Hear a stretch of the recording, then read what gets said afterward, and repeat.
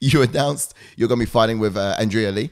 This is going to be in UFC 298, so that's going to be like February time, isn't it? February 17th, exactly, in Anaheim, California, out here in the US. Ah. So I'm not super excited about going to California for the fight, but that's where it is. So that's where I'm going.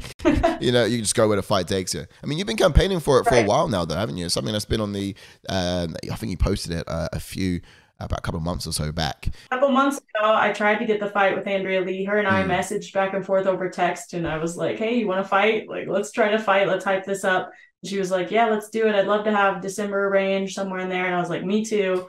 Obviously, December didn't happen. Then January yeah. didn't happen. I was like, getting like, "Come on, it's gonna be 8 months before I have a fight." And now here we are, February. My last fight was in July, and I've been ready to go ever since. So kind of frustrating to have to Mm, sit on the bench. And I think a lot of fans don't understand that we have no control over that unless you're in like the top five. You have a little bit more leverage then, mm. but if you're just like a ranked fighter or even below that, you don't really have any pull. You just have to wait for a phone ring. Yeah, no, I get that. It's especially when you're like in the prime of your life, you kind of want to get a next one in real quick. You know, if you're kind of in that prime state, you don't kind of wait for that window to pass. I imagine. What is it about her style particularly that made you think this fight would be good? Well, she's right around the same ranking as me. She's been ranked for years and now is coming off of two losses. I've been wanting to fight her for a while, so it's not like I was like, oh, she finally lost. Now I want to fight her. I've called her out before. Her and I spoke about fighting before, and it just never worked out.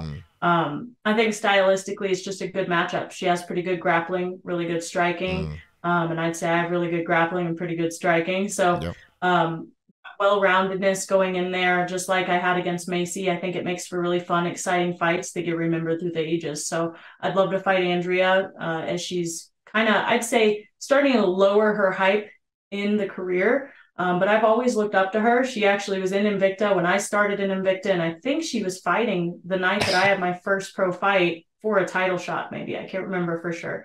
But I remember watching her and just being like, wow, she's ferocious in there. I need to work on my hand speed and get it like Andrea. And I remember working on her during a female mega camp a few years back. And they bring in fighters from all over and you get to train with each other Mm, because females, especially even 5 years ago, there weren't very many of us out there in the US. right. And so they're bringing them together, learning how to train together. And she was so good at Taekwondo and so good with her kicks. Oh, And I'm over really? there feeling like a 5-year-old who's never done anything. And I was like, this is terrible. I was like, but I can teach you to wrestle. I got that part going on. So Yeah. I know her. We're good acquaintances, and I'll be happy and respectful going into this fight.